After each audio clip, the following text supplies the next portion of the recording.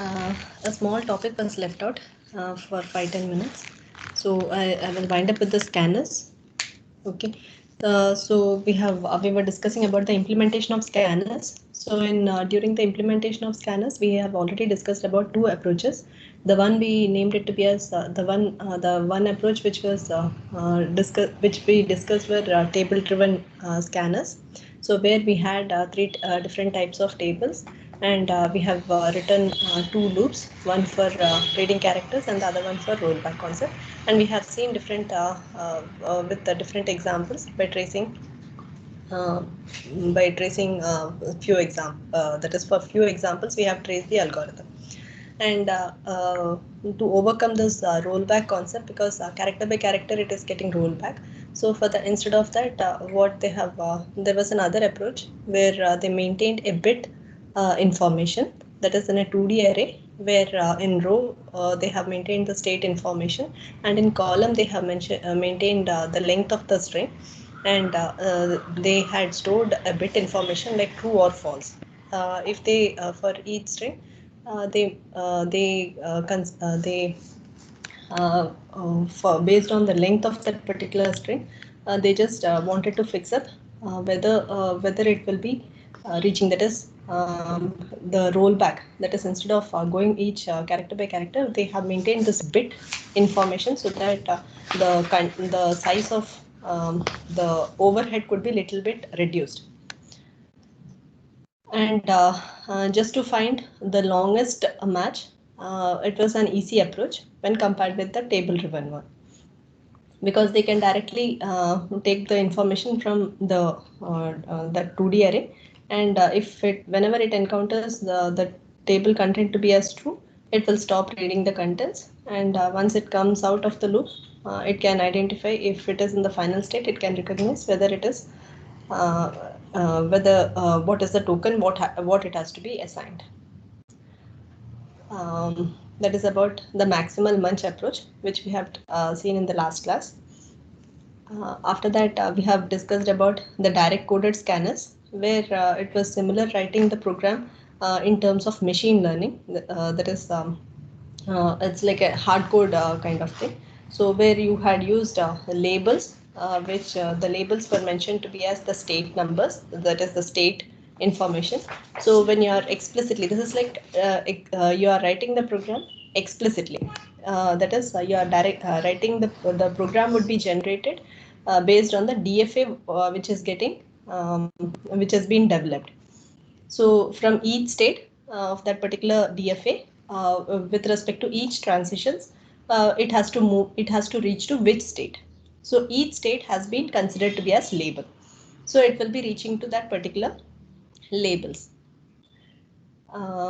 So that is what direct coded scanners. So direct code, when we have applied this comparison with respect to direct coded scanners with respect to table driven scanners, we could make out that direct coded scanners are very simple because we were directly converting the DFA to program. Whereas in table driven scanners, which was generic one, which is applicable for any DFA, but the issue here is we are taking the contents from 2D array. So the complexity required for retrieving the contents from a 2D array is the one which is little computational overhead is little more in table driven scanners when compared with direct coded scanners. But in other way, when you see, if the DFA, if it is simple DFA, then we can easily, the code which we are going to generate would be an easy, which it would be a simple one. But if the DFA generated is a little trickier one or a bigger one, then the program also will be huge. So like that, each method has its own advantages as well as disadvantages. The third scanner which we are going to discuss is about hand-coded scanners. This is the one which has been used in most of the compilers. The only reason this is also similar to this table-driven scanners. If you remember the loop, in some places it has been mentioned like buffered. Okay, that is nothing but the hand-coded scanners. So here The only difference with respect to the other approaches, here we are using buffer concept, and it is easy to merge with the any of the operating systems. So that is the only reason why most of the compilers go with this hand-coded scanners. Okay, and because since we are using this buffers, the computation time required for reading and that is input output purpose would be little less when compared with other approaches.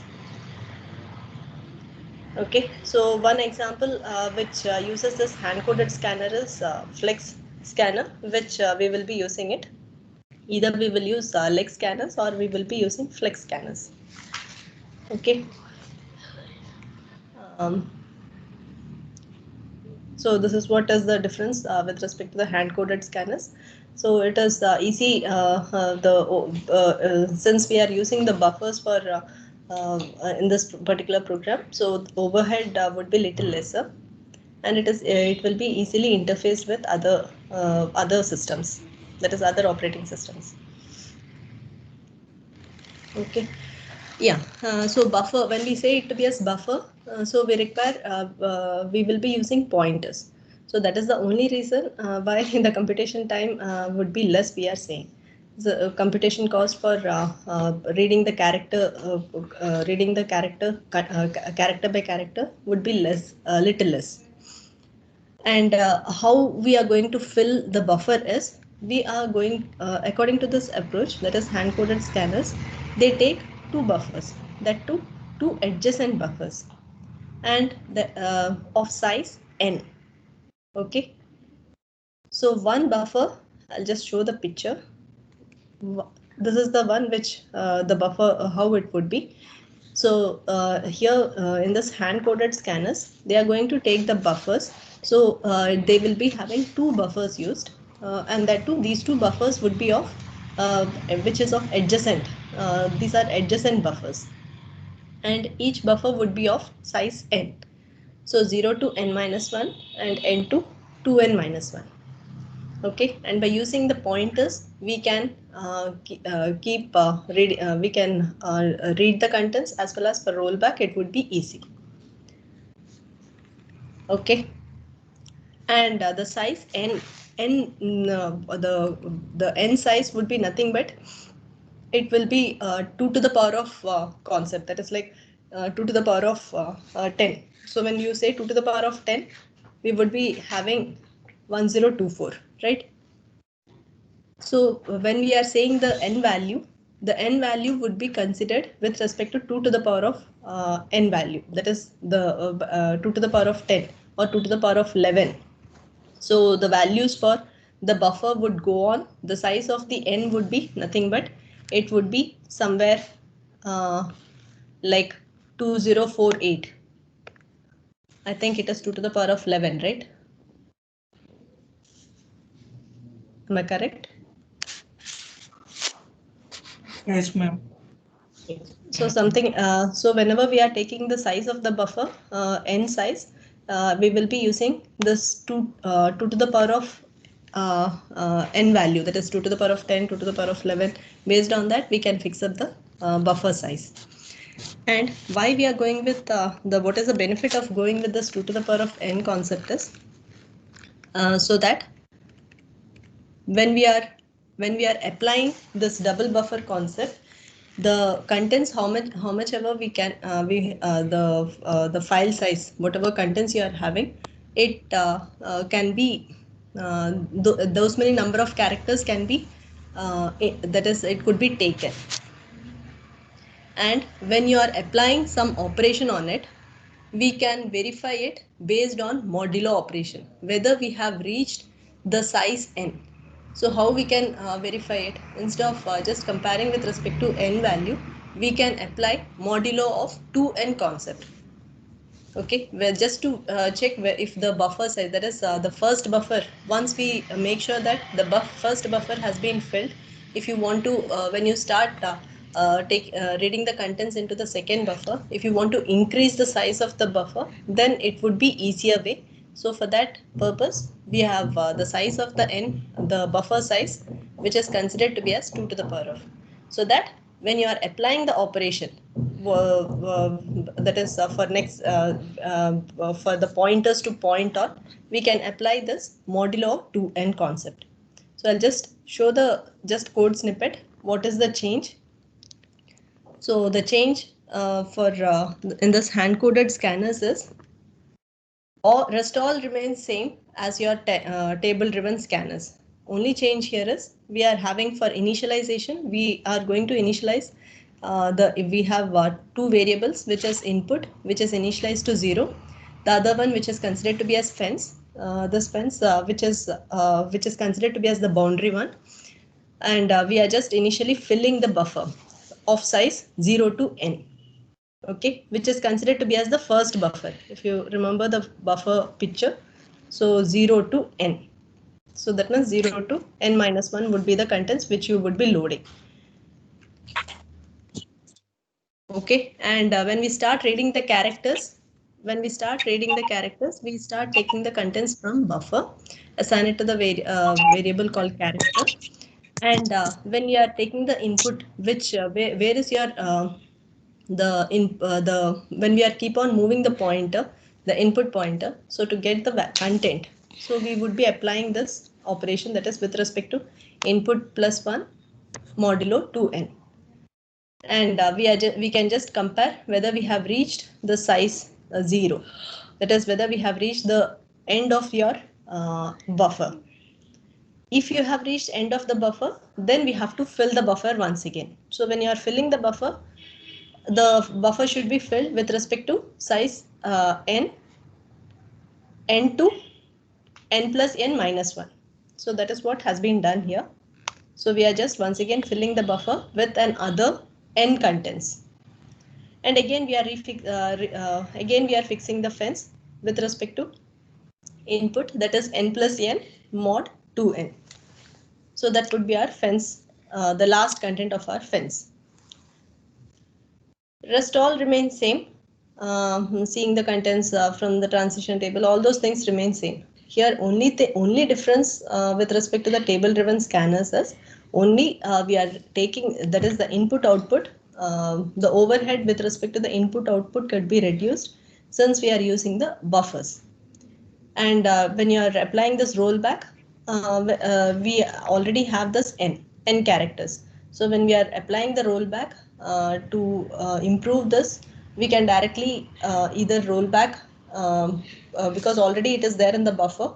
We can slowly move back, or if later if you want to see what are the other contents, that is like in the previous table driven scanners, when you took, we kept on removing the contents from the lexeme. So that means we have already lost. But here, since it is there in the buffer, what we could do is you could find easily the longest, because we are dealing only with pointers, right? So you can easily find the longest match string. Okay, so once you find the longest match string, you can apply the token onto that particular string. But remaining things are still remain in the buffer. So you can get the remaining contents from the buffer and you can raise an error message. Are you able to just imagine how it would be? Because you just see the contents already, your input, the contents of your file, it is already taken into your buffer. Okay, so you understood that there is no match for your, after once you finish with your micro syntax, that is like space or something, once you identified a particular word, there is no match. So that means we are applying the rollback. So when we apply the rollback, in previous approaches, whatever we have done, we kept on removing the characters. So we didn't maintain that. Here, when we use this buffer concept, we don't have to explicitly remove it. It will be already there in the buffer. We just have to move the pointer. So we just keep on move the pointer. Once we understand that it is the pointer where you reach, the state which you reach to the final state, till there, till that the word, you can map it with respect to any token. Remaining things, you can just raise an error message for the remaining contents. You since it is already there in the buffer, you just have to retrieve and you just have to make an error message for the remaining contents. So keeping all those things, this approach is this hand-coded approach is the one which has been mostly used with all the most of the compilers. Okay. So that's it from with respect to this hand-coded scanners, because we are dealing with the pointers, so it is easy with simple calculation, that is with respect to modulo 2, and with that small simple calculation we can identify whether we have our input has reached with respect to the fence. So once we have reached, we can just understand that either we have to fill our buffer, we have to increase our buffer size, and we can just keep reading the contents once again. And when you have to generate the rollback concept also, the contents will be there already in the buffer. You don't have to explicitly remove it. You just have to keep moving the pointer. Okay. So that is what has been told over here. You can just go through. Okay. So that's it about the scanners. So I'll just give it just in scanners. We just made sure that we read character by character, and once the characters are being read, each programming language will have its own micro syntax. So micro syntax, which is nothing but the stopping, that is the stopping character. For example, like some programming languages will consider separation for word to word. They mostly they will be using space. Some languages would use hyphen. So based on the programming language, the microsyntax could be mentioned properly. So based on that, you can recognize the word. So once you recognize the word, you have to apply the token to that. So that is what has been done in the scanners. So when we are doing this, when we are applying this tokens, what are the algorithms which we use is, for representing the each word, we use that is the regular expressions, which is easy for the users to represent. So once you give this regular expression, it can be easily converted to DFA, that is NFA, by using Thompson's construction. So once the NFA has been generated, by using subset construction, we can generate the DFA, and then we can minimize it. Once we minimize, we can now generate by using the built-in scanners, we can generate the code. So mostly found scanners are table-driven scanners, direct-coded scanners, hand-coded scanners. So most of the compilers use this hand-coded scanners. The only advantage for you going with this hand-coded scanners is because it is easily it can easily get interfaced with other systems, that is operating system. And the other advantages, they use buffers. Okay. So that's it about the scanners. So we'll move on with the next topic. Kavita ma'am. Yeah, Shriba. Thank you, Shriba. I'll continue. Thank you, students. Good morning, students. Good morning. Good morning. Good morning, ma'am. Okay. Good morning. So, okay. Yeah. Okay. Am I audible, students? Yes, ma'am. Yes. Okay. So now ma'am has completed scanners. That is nothing but the first phase of our compiler, lexical analysis. We have completed successfully. So now let us see the next phase, which is parsing, or it is also known as syntax analysis. Okay. Let us see what happens in parsers. In the lexical analysis phase, what we have done is we have generated for the given code, what we have generated is we have generated a sequence of tokens. That is a stream of words. As ma'am mentioned, it will handle the microsyntax where each word it will recognize, and maybe it will classify like identifiers, keywords, operators, parentheses, all these it will recognize. Okay. And also it does something like it will ignore the spaces, it will ignore the new line characters and so on. So anyway, by the end of the lexical analysis, we have got the sequence of tokens. Okay. So that's what is going to be the input for our parser. So now we have to handle these sequence of tokens, and we have to use some rules in the parsing, and we will have to check whether it forms a valid syntax or not. Okay. Means I take up something like say declaration statement, and I see whether the declaration is proper or not. Means it is having the proper syntax or not. Similarly, you take any expression like arithmetic expression or logical expression, you are going to check whether it is making a valid syntax or not with respect to that programming language. Okay.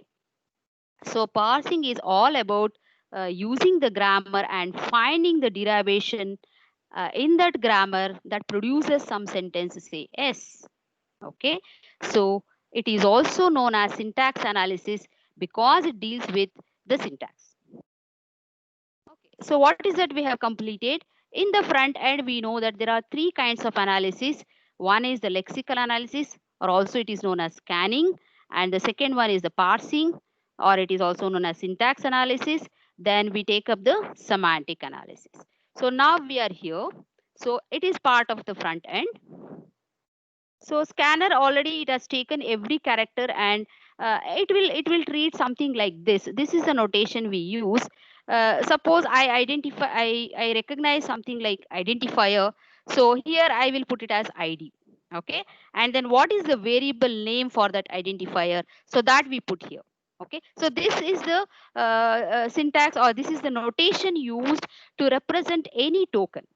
So in the angular bracket, what we are going to have is, we are going to have the category of that particular token and the name of that token itself.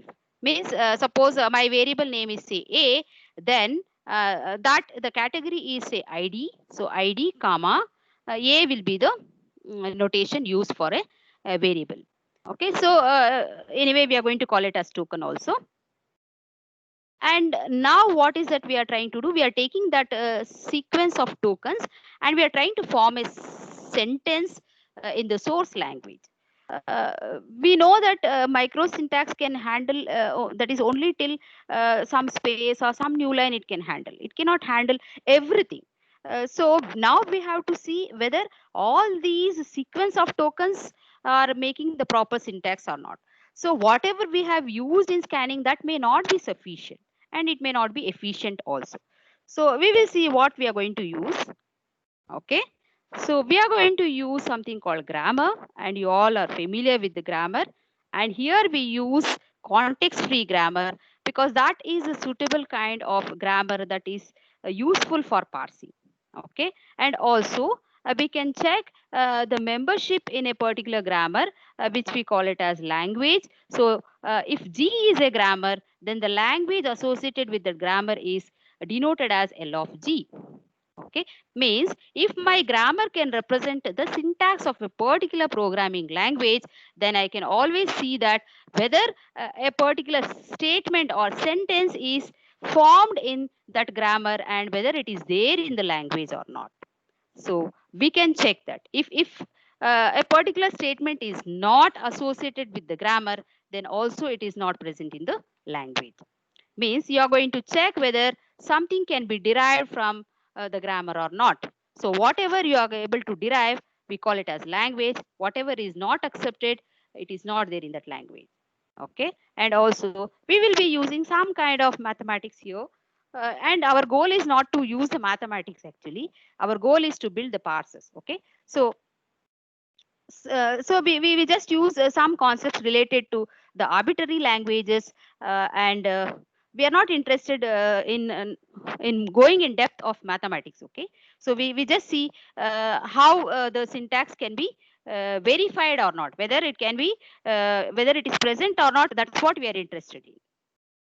Coming to what is that we are going to cover is, so first I'll be covering the context free grammars and the various kinds of derivations we are going to cover, and then the two types of parsing we have, top down parsing and the bottom up parsing. The differences we are going to tell, and then the limitations and the suitability of these type of parsing also I'm going to cover. Okay. In the top-down parsing, there are many parsing techniques, but in our syllabus we have very few. The first one would be recursive descent parser. That not maybe in depth. I will just tell how it can be generated.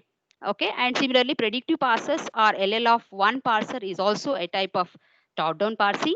So that will be covering. Next comes the bottom-up parsing. We have several bottom-up parsing.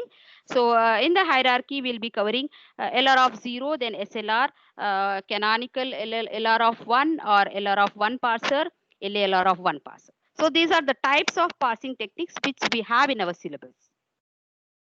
Okay, like how we had scanners and the different types of implementation of scanners. For parsers also we have certain types of parsers like table driven parsers, direct coded parsers and hand coded parsers.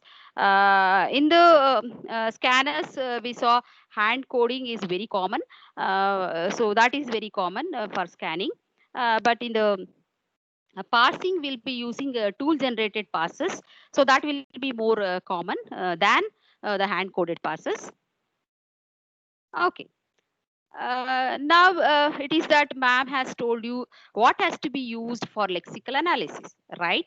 So we have used regular expressions for the representation, and also we can easily convert the regular expression into the DFA or NFA.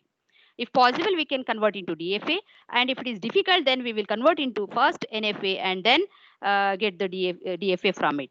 Okay. So, but we also know that there are some limitations with respect to DFA, isn't it? So there are some problems which cannot be solved using the DFAs. Means there are some languages which cannot be accepted by DFAs. One such problem may be it cannot count. Why it cannot count? Because it cannot keep track of everything because there is very limited memory in DFA. In fact, we say that there is no memory actually, right? So it can only track the current configuration in a particular state. So it cannot remember what has happened in the previous state or previously what has happened. It cannot track. So it cannot solve the problems like the palindrome problem, where you need to see the first symbol matches with the last symbol, the second symbol matches with the last but one symbol. These kind of problems it cannot handle, isn't it? So that is the limitation of the DFA. So then why do we go with the DFA then? No, we cannot use the DFA with the regular expressions for the syntax analysis phase. But we will be using something called state diagram, but it is not a DFA. Okay. We just say state diagram, and sometimes we say finite automata, but it is not actually using the regular expressions concept, because regular expressions can handle the limited kind of patterns. Okay, that may not be very suitable for doing the syntax analysis. Okay, so that's why we choose more than this. What is the solution then? We go with the context free grammar. Okay, so why it is not regular expressions I have told, because there are some limitations with respect to regular expressions and the DFAs. Therefore we go with the context free grammar. In the DFA we don't have the memory, or we have a limited memory. Therefore some kind of problems cannot be solved, and now we are not dealing with the micro syntax, we are dealing with more than that. It is not just one token we are dealing with now. We want to handle the sequence of tokens, and that's what we call it as the syntax in the programming language. So let us see how to go about. So what is the input for our parser then? We take up the sequence of tokens from the lexo, that is from the lexical analysis. Then what is the output we are expecting? We check with towards our grammar, we check whatever is correct or not, whether we can derive something or not, we will check first. And if it is able to derive, then we represent that using the parse tree of that particular program. Okay, so for any legal program, we should be able to write the parse tree for that particular program. And of course, if there are any errors, definitely it will give rise to the syntax errors also. And also sometimes what happens, some compilers, not all compilers, maybe some compilers, they create the parse tree, and in the later stage, the parse tree will have too much of information. Therefore, it will be converted into some the compressed form, I would say, or condensed form, where we call it as abstract syntax tree. That is nothing but it will only hold the structure of the tree and not all the details of the parsing. Okay, so that is also possible, and then we can convert into intermediate code, and finally we can convert into object code. So comparison with lexical analysis. For lexical analysis, we take the string of characters and the output is string of tokens. And for the parser, we take the string of tokens and we create the parse tree. So that is the difference. Here we are handling the input as a string of characters. Here we're handling, for parsing, we handle the string of tokens. Okay, so that's why we go with the context-free grammar. Okay, it is an example. So if you take some statement, say x into y plus z, this is one arithmetic expression. So what is the input to the parser then? We would take each token and see what is its type, and then convert into some form, and then convert into the corresponding parse tree. So what is this? X is an identifier, so it will take it as identifier. Then star is an operator, it will take star, and then y is another identifier, then plus is an operator, z is also another identifier. So we could form something like this. Okay, and actually in our book the notation used will be id comma x, then id comma y, id comma z. That's what notation we are going to use. Okay, so anyway, this is the expression we have got. For this expression, what is the output we are expecting? We are expecting something like this. This is known as the parse tree. So you would have learned about the context-free grammar of an arithmetic expression. You would have learned that. Okay, and the same expression grammar we are using here. So let E be the non-terminal. And if at all I have to generate this, what I would do, I would have applied some set of rules in some sequence. Okay, so first I would be applying E plus E, and then for this E, we will apply E star E, and for each E, we will convert into say ID. This is also ID, this is also ID. And now when I read from left to right like this, I get ID star ID plus ID. Okay, so this is what we were looking forward, and because this particular sentence is generated from that grammar which you are already familiar, so that's why we say yes, this sentence is derived from that grammar, and therefore it is there in the language and it is accepted. Okay, so it is just an example. Later we'll take more complicated examples. So what does it do then? Already have explained. Recognizer, not all strings of tokens are programs. So we have to distinguish between the valid and invalid strings of tokens.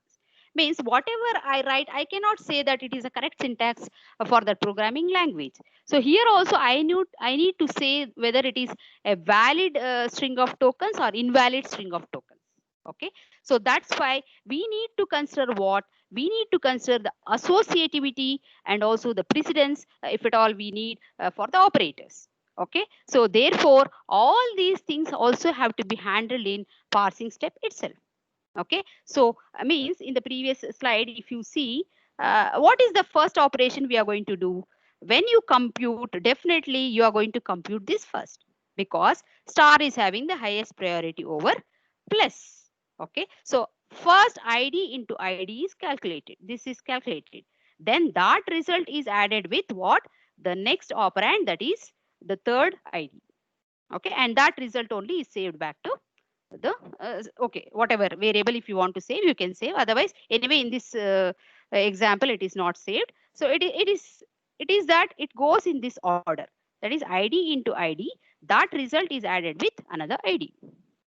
So this, how did you decide?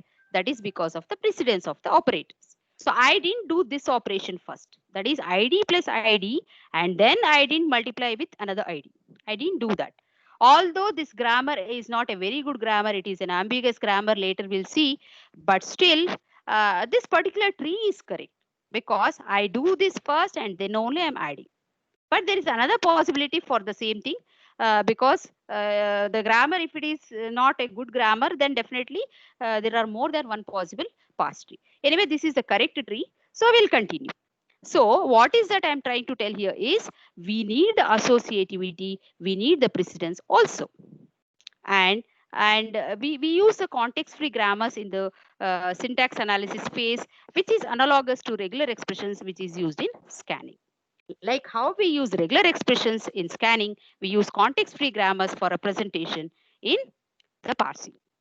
Similarly, there we would have used the state machine in the scanner, like we used either DFA or NFA to represent that. Here will be representing in the form of the parse tree, and then there are different forms like how to represent. Maybe we can use the table, and then we can use some memory, and then we can make use of the stack and then show how the parsing works. All that we can do here. Okay, so we can always compare the syntax analysis phase with the lexical analysis phase. In the lexical analysis phase, we have used regular expressions. In the syntax analysis phase, we use context free grammars. In the lexical analysis phase, we have used the state machine to show all the operations. Similarly, here also we can use some diagram, and also we can use some table, and then we can make use of the memory also. So that is the difference. Whereas in the DFA, we don't have memory, we don't show that. Here we'll be using something called stack, and we can make use of that, and we can show the tracing also. Okay. So now let us see what is a context-free grammar. A context-free grammar is it is a quadruple. Maybe this order in this book, this is the order given. You can write your own order, not a problem. But whenever you write something, you just expand what it is. Like when I say T means what it is. When I say NT, what it is. Maybe in a TOC you would have learned as G is equal to VTSP. That is also fine, not a problem. Okay. So you can call the grammar, say G is equal to VTSP, where V is a set of variables, and T is a set of terminal symbols, and then S is the start symbol, and then P is a finite set of production rules. The same thing here also, but only thing is the names are different. That's all. So what is T then? T is a set of terminal symbols or words in the language, say L of G. Okay, because we are moving towards the practical applications and it has been used in compilers, maybe we can give a more appropriate definition for grammar also. Okay, that's why we can have this kind of definition. Otherwise, the concept is same. So terminal symbols are what? Terminal symbols are nothing but the tokens which have been generated from the lexical analysis phase actually. So that's what we are going to take it here. And then the non-terminals are what? The non-terminal symbols are nothing but the variables. Means I can replace something. I can define some rule for a non-terminal, and I can very well replace the LHS with the corresponding RHS. And you know, there are more than one possibility for the replacement also. So that is the non-terminal. And then we have the a special symbol which is known as S, which is the start symbol, or sometimes we call it as goal symbol, because with that only we are going to start all our derivations.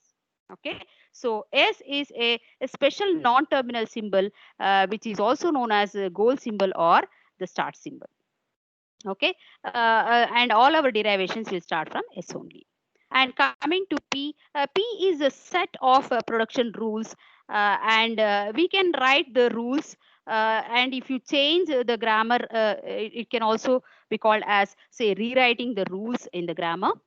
Okay, and what is that then? It will be of this form. It will be of this form. Like we have in the LHS, we have a non-terminal symbol. Okay, in the LHS, we have a non-terminal symbol. And we say that can be replaced by the RHS, where in the RHS we can have the combination of the terminal symbols and the non-terminal symbols. Okay, you can have lambda also, but most of the time for practical applications we will remove lambda, and then we will rewrite the grammar and use the grammar, in fact. So that is why here the plus closure is given, so that at least one symbol we are expecting in the RHS. That's what we want. The non-terminal, which is defined as the combination of terminals and non-terminals. And here we don't have any restriction. You can have any number of non-terminals and terminal symbols in any position also. So the position is also not restricted, unlike the right linear grammar and the left linear grammar, which we used in regular grammar. We don't have such restriction in the context-free grammar. You can have the combination of non-terminals and terminal symbols in any order, in any position. Okay. So only restriction here is in the LHS, you will be having only one non-terminal symbol, and we can have several possible RHS. So that is the definition of the context-free grammar. Okay, it is an example. Okay, if you see here, there are two rules for this is just an example. Sheep noise is a non-terminal because it is there in the LHS. And then what is the RHS we are having? Sheep noise and then BAA. Okay, and what is the next rule? Sheep noise also can have BAA. Now, if you observe this, you can easily make out what is non-terminal and what is terminal. Okay, so sheep noise is a non-terminal and BAA is a terminal symbol. And also we have used some rule numbers here just to show that whenever we derive what rule we are applying, we can easily write that. Okay, so let us take the first rule as the rule number 0 and the second rule as rule number 1. So that we'll be using here for the derivation purpose. And also now let us define what is sentence and sentential form. A sentence is what? A sentence contains all terminal symbols. Okay, so by the end of our derivation, we'll be expecting something called sentence, which has only the sequence of terminal symbols, not the non-terminal symbols. Whereas the sentential form can have the combination of the terminal symbols and the non-terminal symbols. Means I can say that it is an intermediate step. Means before I get the sentence, whatever I use, maybe that we can call it as a sentential form, because it may have the combination of both the non-terminals and the terminal symbols, or maybe it is a partial derivation. Okay, so that is the result of the partial derivation. Now let us start from this. So this is the start symbol. Anyway, I had only two rules there. Sheep noise is the only non-terminal. So let us start with that sheep noise. And then if I want to generate BAA, then I would directly replace using the rule number 1, that is BAA. And according to that grammar, this is the minimum string that can be generated for this particular grammar. So what is the next possibility then? If I want BAA twice, okay, BAA twice, then I would start like this. Sheep noise is the start symbol, and then first I apply sheep noise followed by BAA, which is nothing but the rule number 0, and then we will apply rule number 1, where I could generate this sentence. Similarly, 3 times if I want, then I would follow this step. Okay, so if you notice, we are recursively using some rule, applying again and again some rule, and then we are finding the sentence. And we can generate like this many, that is a series of ba ba ba you can generate, isn't it? So this is okay. This is a very small example where you had only 2 rules and so on. Okay, but practically we may have more number of rules, and also all these rules you'll have to check, and then maybe you'll have conflict also while selecting the production rule. When you have only one possibility, then there is no issue. But when you have more than one possibility for the replacement, they will have to verify which is a suitable one, Okay, so that is one thing. So you know about the context-free grammar. Also, you would have learned something called context-sensitive grammar. Okay, context-sensitive grammar is what? That is also one kind of grammar, but it is not very much suitable for the programming languages. So why we selected context-free grammars? That is because our rules are written like that. Okay, that is more comfortable and convenient to represent all our syntax of the programming languages using context-free grammars. That is the restriction what is given on the grammar rules makes us to select the context-free grammars rather than the context-sensitive grammars. So in the context-sensitive grammars, what is that we have? We can have one or more symbols in the LHS. So that's what we have according to the definition. And also in the RHS, what we can have anything in the RHS. So that this is not widely used for the compilers because the way we use the production rules is not much suitable. Therefore, we go with the context-free grammars. Okay, and also you know that by the hierarchy, regular languages are the subset of the context-free languages.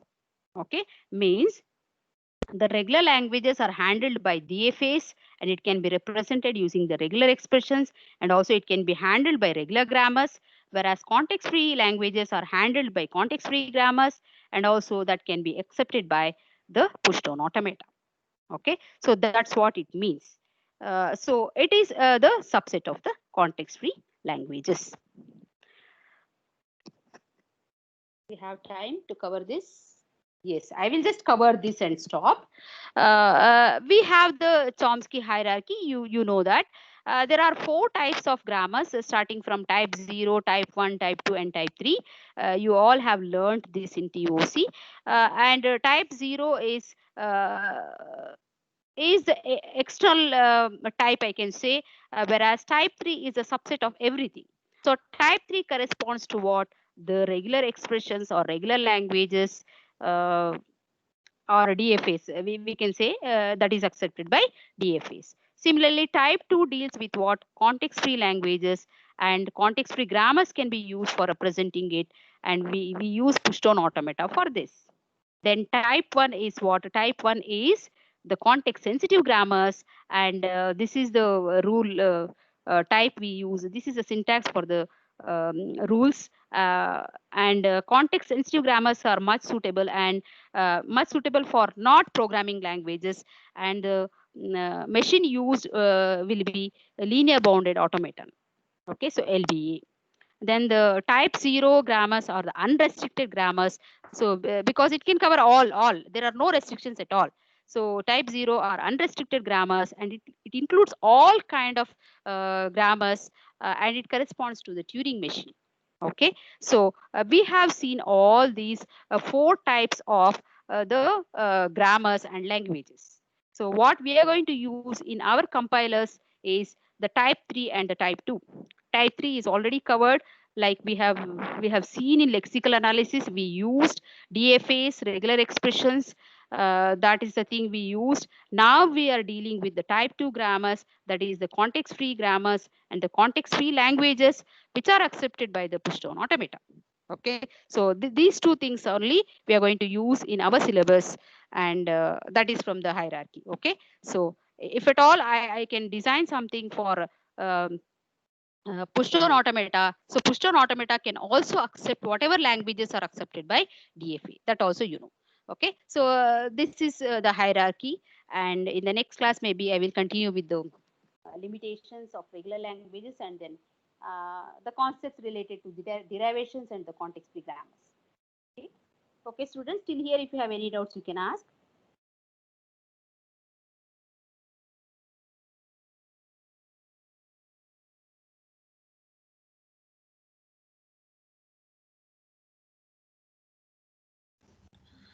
Excuse me, ma'am. Yeah, Vishnu. Ma'am, I had a doubt from Sriba ma'am's part. Is Sriba ma'am there? Yeah, she's available. You can ask. Yes, ma'am.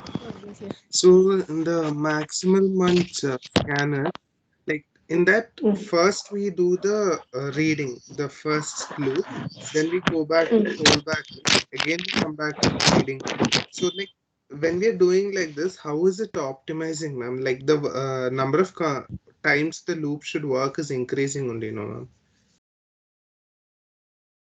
ma'am? That's what I was telling. Like the complexity wise, very small. This thing only will be there. That too. That is like it's a buffer, right? So when we say it's a buffer, already the contents will be there.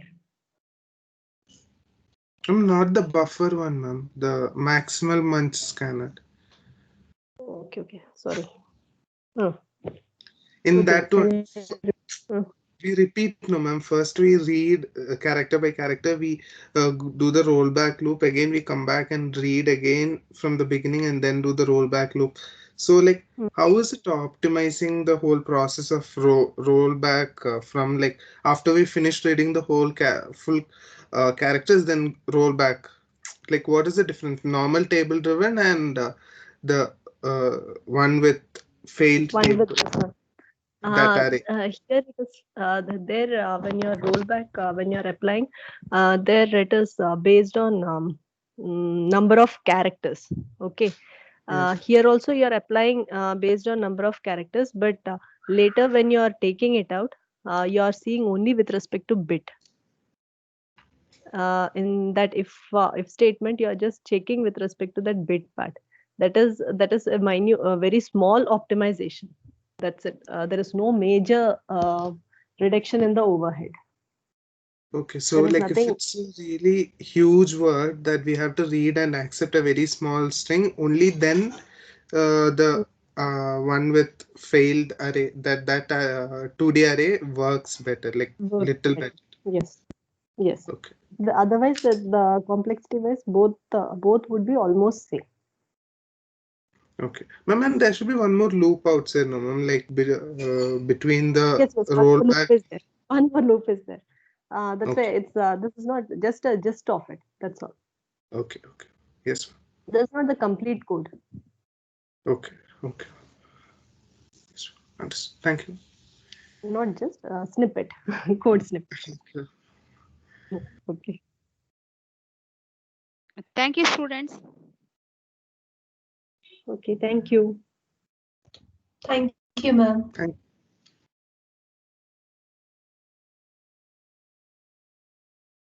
Shriba, download attendance. I'm not able to do it.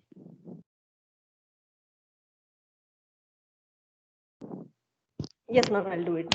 Okay.